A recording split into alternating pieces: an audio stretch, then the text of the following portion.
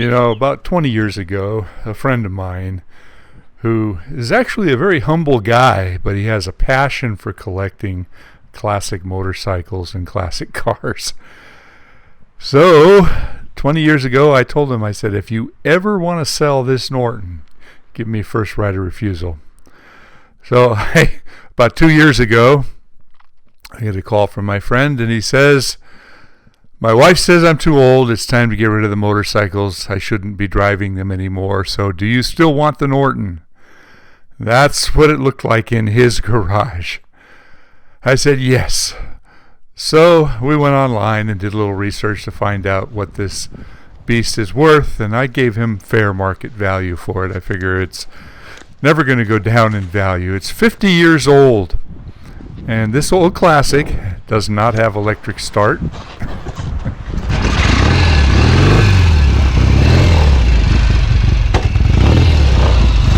This is my unwind machine. This is the machine that I like to take out every once in a while when I feel a little bit of stress. This machine is old like me. This thing is 50 years old. And every time I go out on it, all the worries of the world, all the troubles, all the stresses of my business just sort of dissolve, and I just feel the open road. And I don't know if you guys have motorcycles out there, but there's something that unless you ride a bike, you don't know what I'm talking about. So I'm going to take you on this little journey today.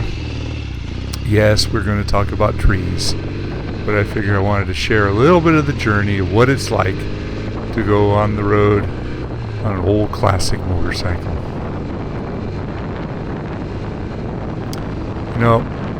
With all the stresses in the world, what's going on in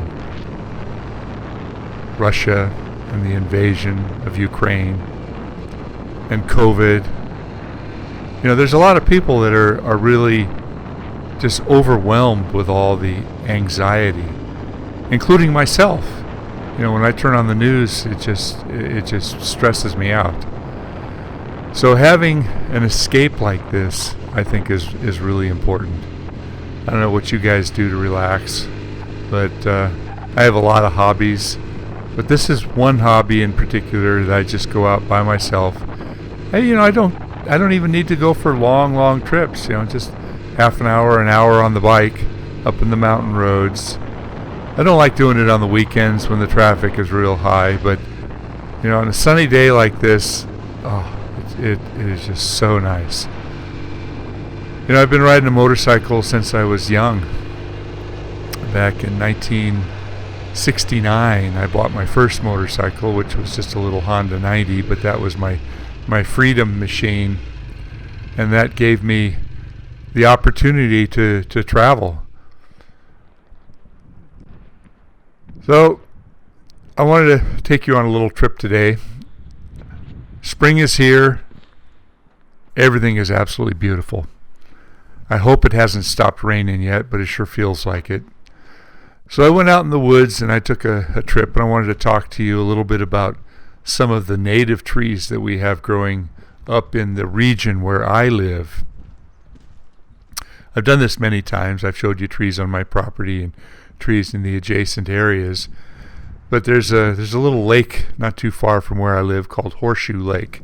It's a park and it's open to the public, but hardly anybody ever goes here. It's a bit of a hike in, and it was just such a magnificent day. I needed this. I really needed this just to get away and unwind.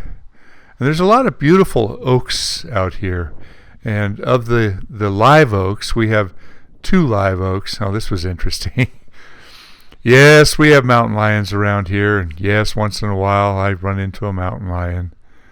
This is kind of an interesting graphic here. Hell yeah! I'm going to fight back if attacked. But anyway, back on my bike, I'm going to head on out and just enjoy the day. Get out and tour around a little bit. The open road. As I was saying, when I was young, having a motorcycle, that got incredible mileage I'm old enough, believe it or not, I'm old enough where I remember 19 cents a gallon. And that little Honda 90 that I had, it got over 100 miles to a gallon. So I could drive to Yosemite and back for less than $1.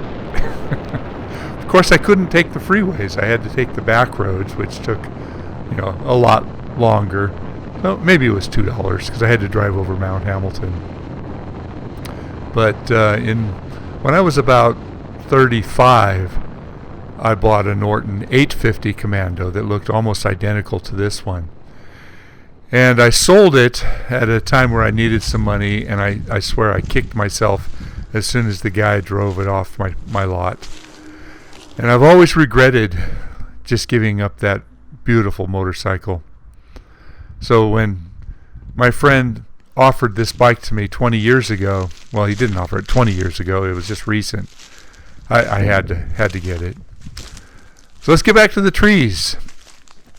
Interesting, there's a collective. There's both the coast live oak, which is typically a live oak that grows down in the lowlands, but there are a number of them growing up here. The coast live oak has the prickly leaves. You can tell some of the... I always like to find artifacts. The fact that there used to be a barbed wire fence is pretty cool here. Everything is green. The wildflowers are out. It's just so glorious up here right now. But in a couple months, everything will be brown and dry, and fire season will return. But I'm going to enjoy it for the time being. So a lot of this about just looking at the beautiful trees, and this is interesting. There's a lot of this old man's beards, the mosses that grow on the trees. And you won't find that so much down in the valley, but up here where the moisture is, you can see that this is the coast live oak. And if you look at those leaves, they've got tiny little, kind of little, not thorns, but sharpness on the edges. And there's another coast live oak. You see those leaves? But we also have the canyon live oak. And that has a different leaf. That does not have the sharp little points on it, but from a distance the two trees look fairly similar.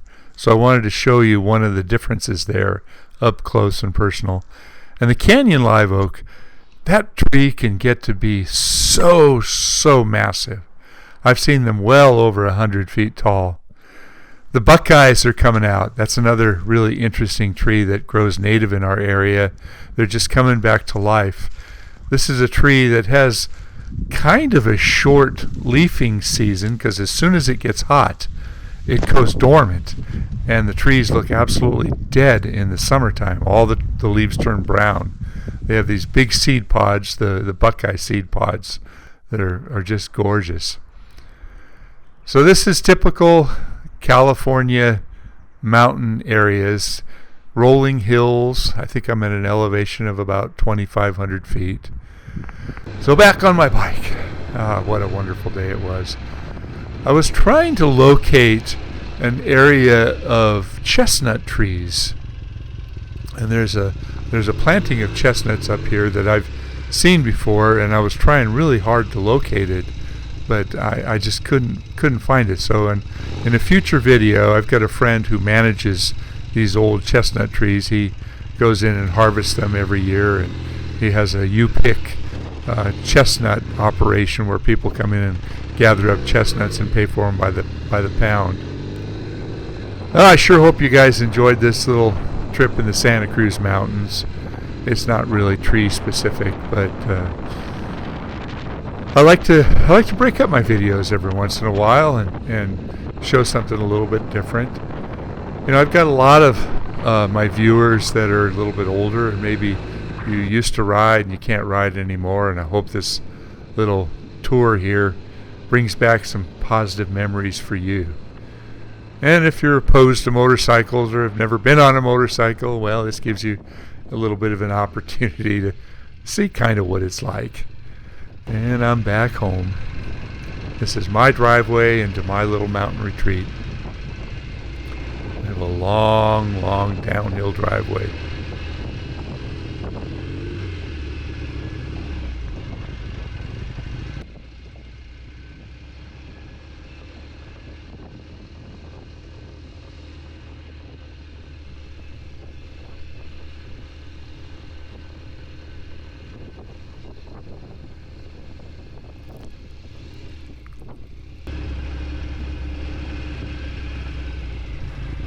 Well, thanks for taking the time to view this little video.